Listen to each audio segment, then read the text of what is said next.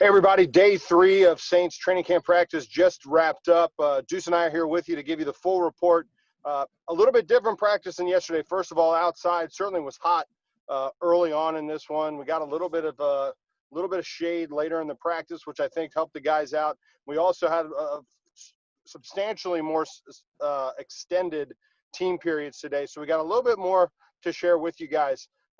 Deuce, the periods today, we had a run play pass.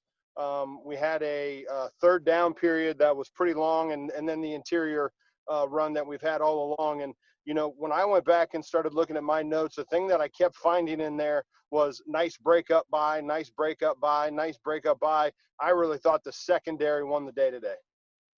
I think the secondary won the day today, but also when you talk about the one-on-one situation, a couple players that popped out to me, Deontay Harris, we said that, we were looking for him to have a pretty good year, and you can see him being involved offensively a little bit more, but I think the one player for me, Traquan Smith showed up a couple more times, whether it was in teams as well as in one-on-ones. And then Austin Carr had a nice catch as well as far as, one-on-one and also in team. But I thought, overall, you had some guys. Juwan Johnson had a couple of good catches. You also had Ty Montgomery as far as out of the backfield. He had a couple good catches. But I would agree when you talk about just overall defensively, they were able to come up with a couple of interceptions. You talk about Marcus Williams having a pick, Alex Anzalone having a pick, and this is against Drew Brees. And a couple of those plays, he was trying to fit the ball into a tight space, or the linebacker was just dropping. Alex Anzalone showed really nice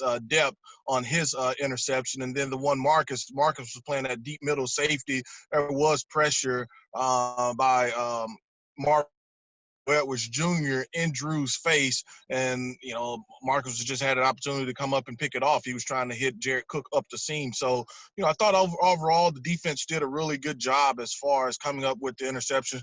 One thing interesting of note, the Saints probably played, and I don't know if you would call this their true dime package, but you had Malcolm Jenkins at one linebacker spot as well as Alex Anzalone at the other linebacker spot. Probably the second day that Demario Davis didn't participate in team drills.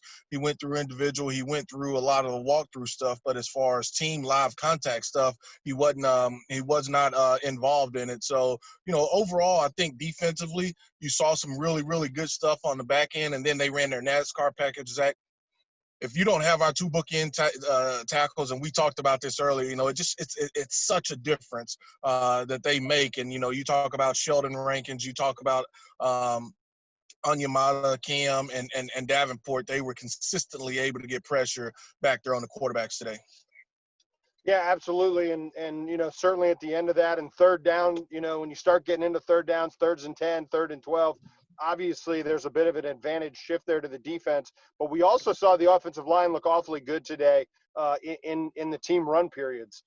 Saw a couple of big holes. One play that we saw really the first and third snaps of that period. The first time we missed the hole, the second time they find it, but 2 big gains there in the team run period. So it wasn't as though the offensive line and the offense in general didn't have their moments today, because we were really impressed with them in that team run period.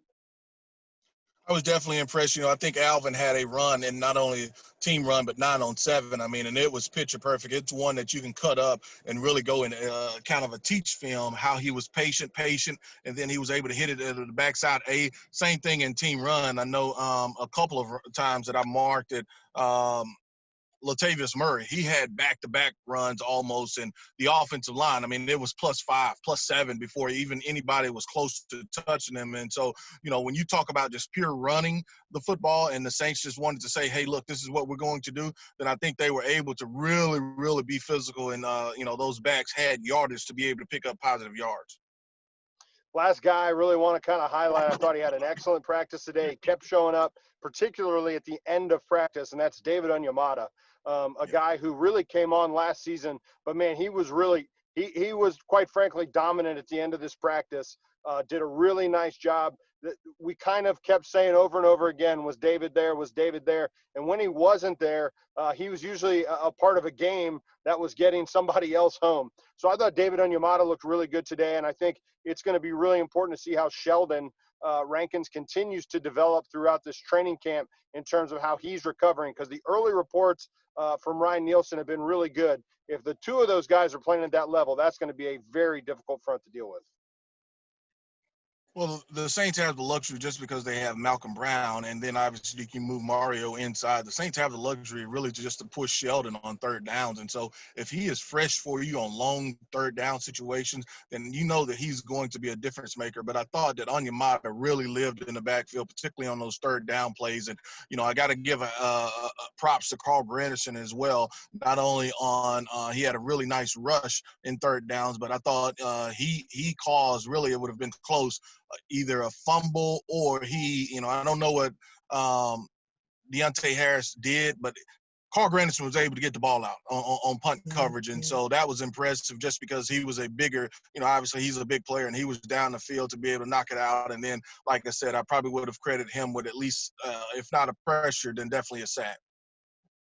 Absolutely. All right. Deuce and I will be back tomorrow. You can catch us again right after practice ends. Again, today around 10:45. Tomorrow probably around 11 o'clock. We're hoping that we start getting a little bit more extended in these practices, and we'll get to give you a little bit more, but you can check back in. You can catch this video on all of our platforms every day.